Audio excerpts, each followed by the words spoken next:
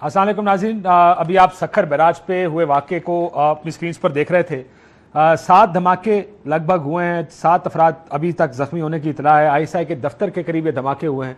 ये दहशतगर्दी के वाक़यात आज का पाकिस्तान की कहानी नहीं है, ये दहशतगर्दी के वाक़यात चलते आ रहे हैं और ये वाक़यात हो रहे हैं, लेकिन इसके खिलाफ इनको ख़त्म करने के लिए कोई पॉलिसी अब तक सामने नहीं आई है। क्या वजह है कि हम अभी तक कोई पॉलिसी नहीं बना पाए दहशतगर्दी के वाक़यात के बारे में? हमारे साथ सलीम बुखारी साहब भी मौजूद हैं, शर्जील मेमन साहब भी मौजूद हैं जो इंफॉर्मेशन मिनिस्टर हैं सिंध के। दायरा वाक़या भी वहाँ पे हुआ। शर्जील मेमन साहब, मैं आपसे आगाज़ करूँगा, अगर ये बता दें सर, ये कोई पॉलिसी है हमारी कि हमने दहशतगर्दों से लड़ना कैसे? बिस्मिल्लाहिर्रहमानिर्रहीम। काशिफ साहब, सबसे पहले कि आज निहायत एक अफसोसनाक और अंदोनाक वाक़या अभी सक्खर में रूनुमा हुआ है, जहाँ पे अभी तक जो रिपोर्ट्स आई हैं कि कोई 4 धमाके हुए हैं और ये एक हसास इलाका भी था, सेंसिटिव एरिया भी था, क्योंकि यहाँ पर तमाम ब्यूरोक्रेट्स और जो दीगर इदारे हैं उनके दफातर भी यहाँ मौजूद थे, ब्यूरोक्रेट्स के घर भी यहाँ पर हैं। तो अभी पहले इसकी इंक्वायरी आ जाए और उसके बाद फिर हम तफसील में बता सकते हैं। जहाँ तक आपने कोई पॉलिसी की बात की, पॉलिसी बिल्कुल क्लियर है जी, इसमें पॉलिसी बनाने की कोई ज़रूरत नहीं है। पॉलिसी क्लियर है कि जो दहशतगर्द है उसको दहशतगर्द की तरह ट्रीट किया जाए और दहशतगर्द जो है वो किसी के भी साथी या किसी के भी हमदर्द नहीं है। उनका निशाना पूरा पाकिस्तान है। इस वक्त पाकिस्तान में जहाँ जहाँ पर वो हुकूमतों को डिस्टर्ब कर सकते हैं या अपनी नाजायज़ बातों को मनवाने के लिए गैर कानूनी और गैर आइनी और गैर इंसानी हथकंडे इस्तेमाल कर रहे हैं, तो इसकी कोई भी सपोर्ट नहीं करेगा। लेकिन अनफॉर्चुनेटली ये एक ट्रेंड चल गया है कि जिस तरह हमारे पूरे मुल्क में बारूद के अंबार लग चुके हैं, और मैं कहते हुए कोई कपकपाहट नहीं होगी मुझे कि ये डिक्टेटरों के अदवार से ही ये सारी चीज़ें शुरू की गई हैं, जिसको अभी सिविलियन गवर्नमेंट्स भी इसको फेस कर रही हैं, चाहे वो फेडरल गवर्नमेंट हो या प्रोविंशियल गवर्नमेंट हो।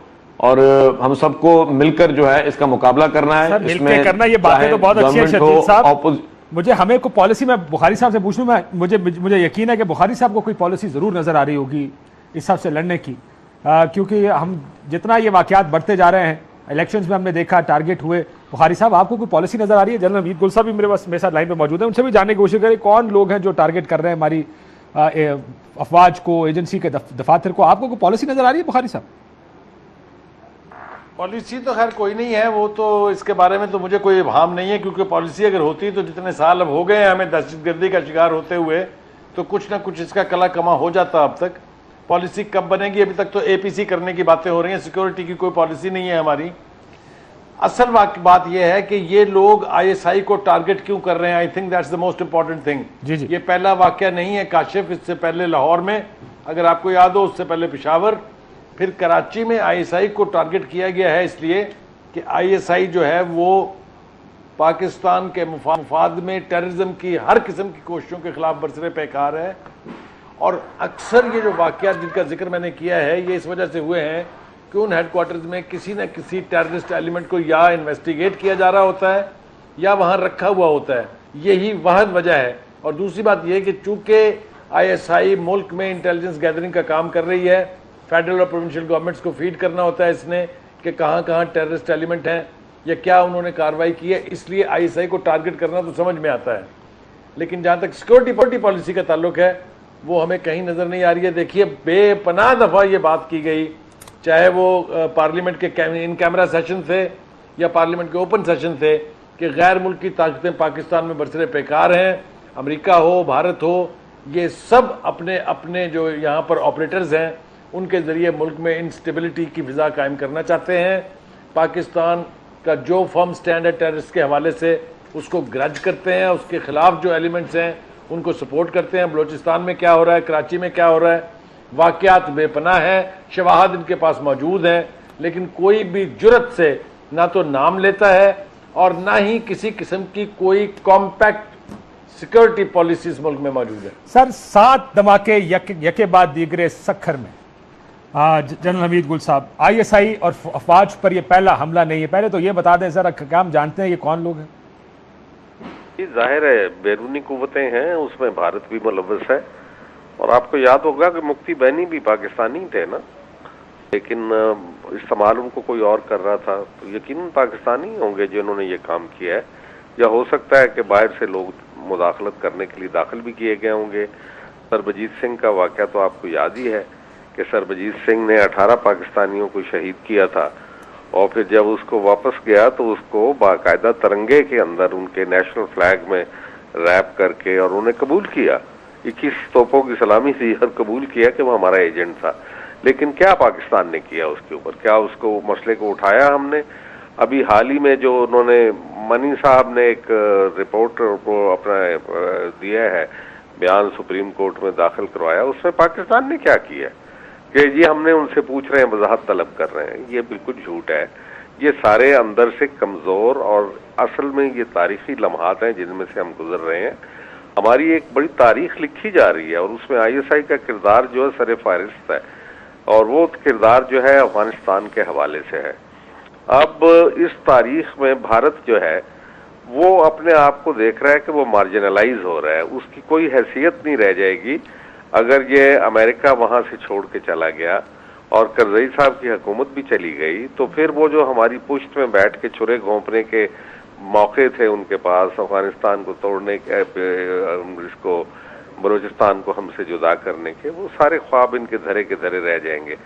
چنانچہ اب وہ ڈیسپریٹ ہوئے ہیں۔ یہ ان کا اضطراب جو بھارت کا ہے وہ قابل دید نہیں ہے اس وقت۔ ان کے آپ رائٹرز کو دیکھیں، ٹائمز آف انڈیا اور دوسرے اخباروں کی کالمز کو دیکھیں، وہ اتنے پریشان ہیں کہ ان کی سمجھ میں کچھ نہیں آ رہی۔ لیکن اس طرف یہ ہے کہ ہمیں کوئی احساس نہیں کہ ان تاریخی مراحل میں ہم نے کرنا کیا ہے۔ تو ISI کیونکہ پہلی دفاعی لائن ہوتی ہے، ISI ہم وقت لڑ رہی ہوتی ہے، جنگ لڑ رہی ہوتی ہے، جبکہ فوج کبھی کبھی جنگ لڑتی ہے۔ ہماری فوج نے دیکھیں نا 2-3 جنگیں جو لڑیں وہ تو کبھی کبھی فوج آتی ہے میدان میں، لیکن ISI میں کہتا ہوں کہ ایک لمحہ بھی ایسا نہیں گزرتا کہ یہ دشمن کے ساتھ زبردازمانہ ہو رہی ہو۔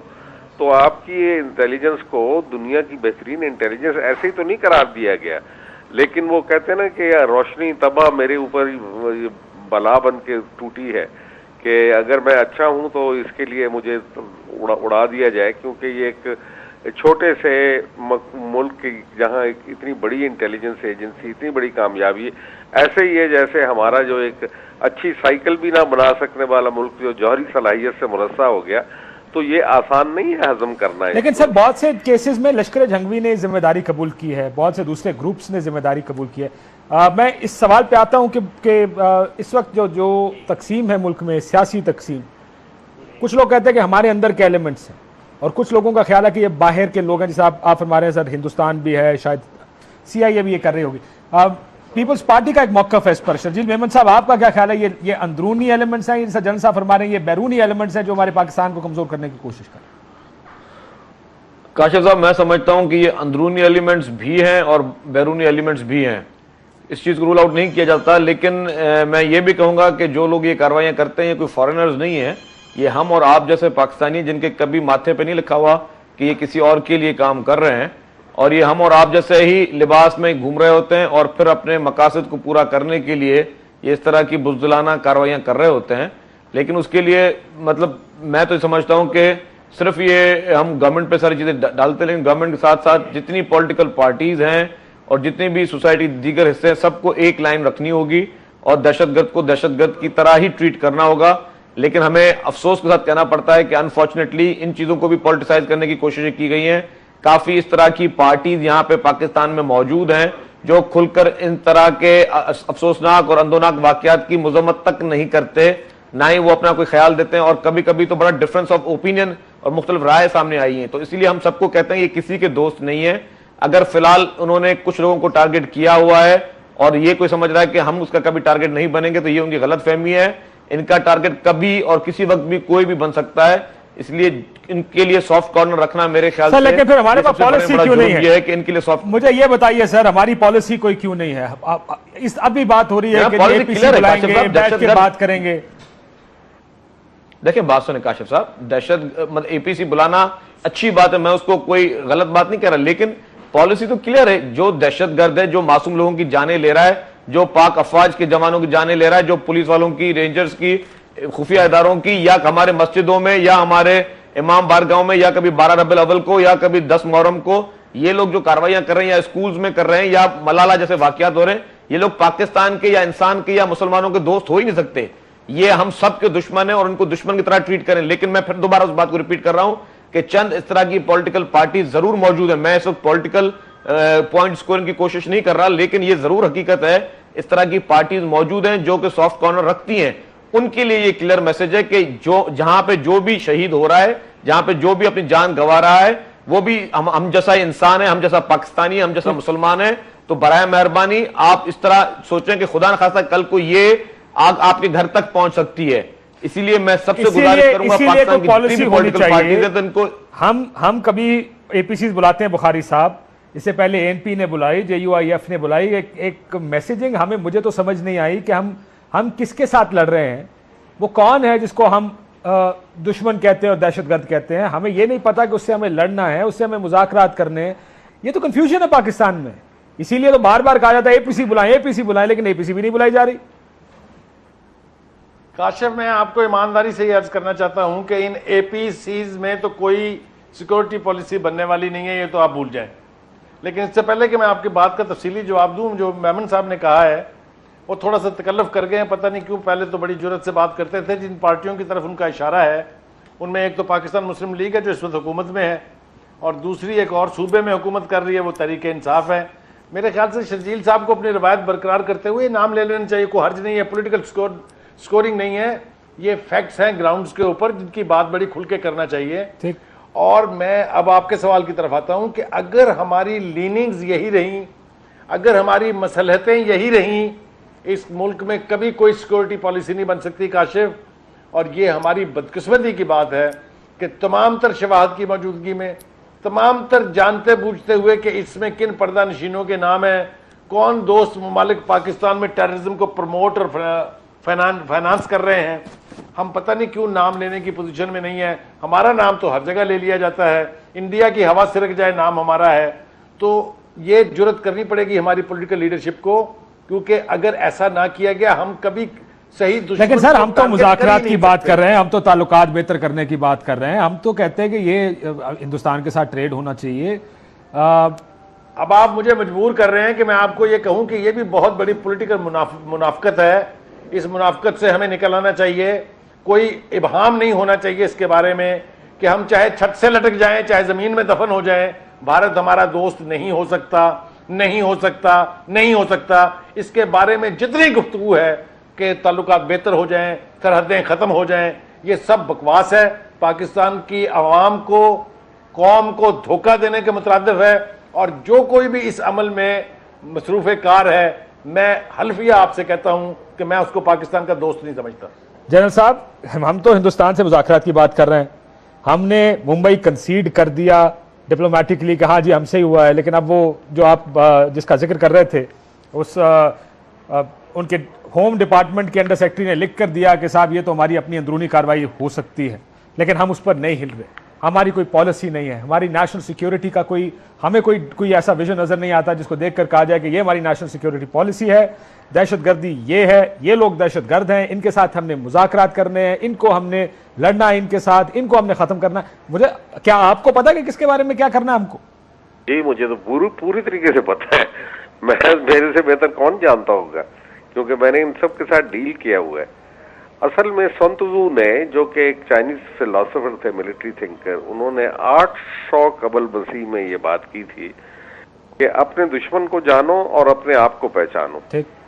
تو یہ اپنے دشمن کو ہم جانتے نہیں, نہ خود کو پہچانتے ہیں, اور اس ابہام میں ہمارا بیڑا غرق ہو رہا ہے. ہمارا دشمن وہی ہے, جیسا کہ بخاری صاحب نے کہا, کہ وہ جو ہمارا دوست بن کے آتا ہے. 7,000 ویزے ایشو کی ہیں. شرجیل صاحب یہاں موجود ہیں, سر ان سے یہ بھی پوچھا جائے نا کہ 7,000 ویزے جس نے دیے اور ریمنڈ ڈیوڈسنس کو ہمارے اوپر کھلے چھوڑ دیا, جیسے بھوکے کتے چھوڑے جاتے ہیں کسی غریب ریوڑ کے اوپر, اس طریقے سے انہوں نے ہمارے اوپر یہ کھلے چھوڑ دیے.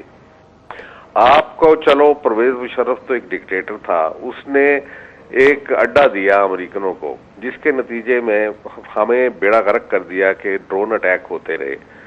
وہ پہلے تو جیکب آباد بھی تھا, لیکن پھر اس کے بعد شمسی ایئر بیس کا نام سب کو معلوم ہے. جمہوری حکومت نے کیوں نہیں اس کو ختم کیا؟ दिसंबर 2011 तक तो वो ये मौजूद था ये अड्डा, और जिसकी वजह से वो कहते हैं कि जी आप हमले कराते हो, जो भी दलील हो बड़ी नाकस दलील है, लेकिन उनके पास एक दलील है, आप खत्म क्यों नहीं करते उस दलील को? और फिर जो रमजी यूसुफ को पकड़ के अमेरिका के हवाले कर दिया गया, अमल कांसी को हवाले कर दिया गया। आप कोई पाकिस्तानी नहीं है, आप कोई आजाद नहीं है कि आप अपनी पॉलिसीज बना सकें। हमें मालूम है कोई भी एक आजाद जहन का एक सरफिरा यहाँ लीडर अगर आ गया, ह्यूगो शावेज जैसा या अहमदी नियाज जैसा या कोई और इस किस्म का लीडर आ गया तो सब चीज ठीक हो जाएगी।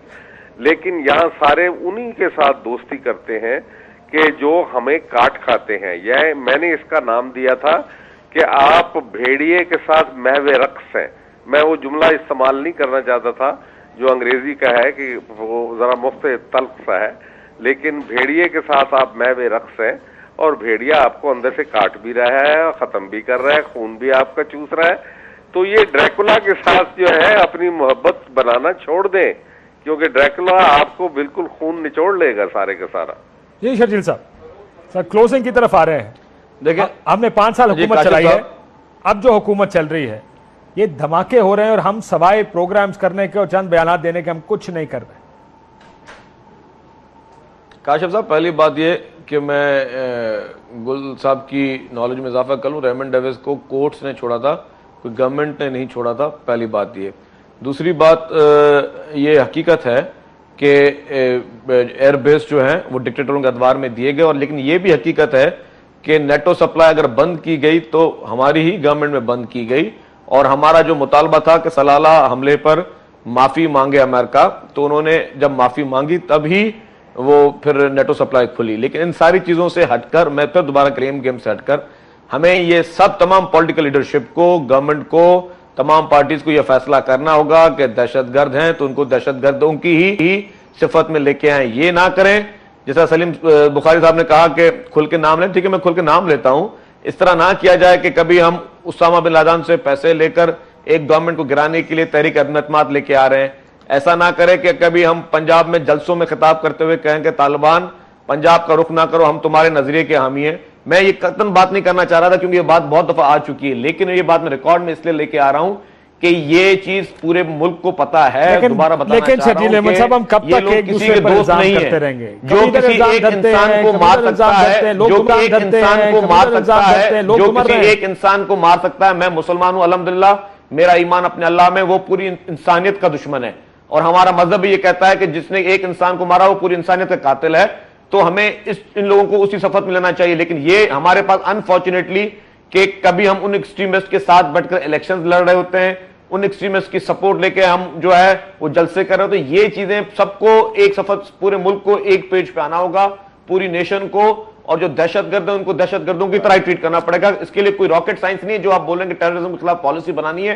सिर्फ पॉलिसी यही बननी है कि सब एक चीज पे मुत्तफिक हो जाए, दहशतगर्द हमारी अफवाज पे, हमारी बुखारी साहब, यही तो मसला हो नहीं रहा, हमारे आम शहरों पे कोई निशाना बना रहे हैं, वो दहशतगर्द हैं। हम ये इकट्ठे हो नहीं रहे ना जी, यही तो मसला है भाई। ये धमाके होंगे, आज फिर हमने प्रोग्राम कर दिया इसके ऊपर, कर फिर मीडिया रोल प्ले करे जी, मीडिया एक्सपोज करे उन लोगों को। पॉलिटिशियन तो नाम लेकर थक गए हैं, मीडिया एक्सपोज करे उन लोगों को। और मैं फिर दोबारा कहता हूं, हमारी आला अदलिया जो कि बाकी केसेस में ज्यादा इंटरेस्ट लेती है, जब दहशतगर्दों को गिरफ्तार किया जाता है, चाहे वो कलदम तंजीमों के रहनुमा हो या दीगर लोगों, तो उनमें भी जजेस उसी दिलचस्पी के साथ केसेस को चलाएं, उनको इतना लिंगर ऑन ना करें कि फिर उन लोगों को एस्केप का इजी मौका मिल जाए। बिल्कुल ठीक। बुखारी साहब क्विकली अगर आप जवाब दे दें सर, मुझे तो कंफ्यूजन ही नजर आती है हर तरफ। नहीं, एक बात तो ये कि मैं शर्जील मेमन साहब की बात को सेकंड करता हूं। इन्होंने बिल्कुल दुरुस्त कहा कि हमारी अदलिया जो हुकूमत से गुड गवर्नेंस की तवक्को रखती है, करप्शन के खिलाफ इतना बड़ा जहाद किया हुआ है उन्होंने, उनके जजेस को भी चाहिए कि जुर्रत के साथ फैसले करें। कानून अगर अंधा होता है तो जजेस जो हैं वो भी हार्टलेस होते हैं, उनको सिर्फ अपने इंसाफ के साथ मुंसलिक रहना चाहिए और डर के फैसले ना करना मेरे ख्याल से किसी आला अदलिया की कोई आला रवायत नहीं है। ये कह के छोड़ देना कि इसमें पूरी एविडेंस नहीं है, बेपनाह फैसले आप उनके उठा के देख लें कि एविडेंस खिलाफ थी, इसके बावजूद उन्होंने फैसला वही किया जो वो चाहते थे। तो वक्त यही है कि जो मुजरिम टेररिज्म के उनकी अदालतों तक पहुंचे, उन्हें जब तक सजाएं नहीं मिलेंगी ये हमले इसी तरह से होते रहेंगे। दूसरी बात जो मैं अर्ज करना चाहता हूं वो ये कि हमें चाहे मीडिया हो चाहे पॉलिटिकल लीडरशिप हो, انہیں اس بات پر ڈیفینسو نہیں ہونا چاہیے کہ پاکستان کی سیکیورٹی ایجنسی ISI اس ملک کی پریسٹیج ہے, اس ملک کی ٹیریٹوریل انٹیگریٹی کی کسٹوڈین ہے. مجھے ایز اے پاکستانی تو اس کے اوپر نہ کوئی شرمندگی ہے, نہ میں اس پہ ڈیفینسو ہوں. وہ جو چاہے ہو جائے, ان کا میرے خیال سے اینٹی پاکستان کوئی ایجنڈا نہیں ہے, جو ہماری بہت سی پولیٹیکل پارٹیز کے برعکس ہے. اس لیے انہیں اس کی داد بھی دینی چاہیے. کون سی پولیٹیکل پارٹی کا اینٹی پاکستان ایجنڈا ہے سر؟ جی پھر سے پوچھئے گا. میں نے کہا کون سی پولیٹیکل پارٹی کا اینٹی پاکستان ایجنڈا ہے بخاری صاحب؟ دیکھیے پولیٹیکل پارٹیز کی تو میں نے اس وقت بات نہیں کی, میں تو اس وقت انٹیلیجنس ایجنسیز کی کر رہا ہوں. کاشف صاحب اس پہ آپ پروگرام کر لیجئے گا سیپریٹلی. میں انشاءاللہ میرے اندر جرت ہے یہ کہنے کی, میں آپ کو بتاؤں گا کون سی پارٹی اینٹی پاکستان. چلے اس کے اوپر ایک اور پروگرام رکھ لیں گے. جنرل صاحب last word from you sir. ہم یہ اس کو روک سکتے ہیں؟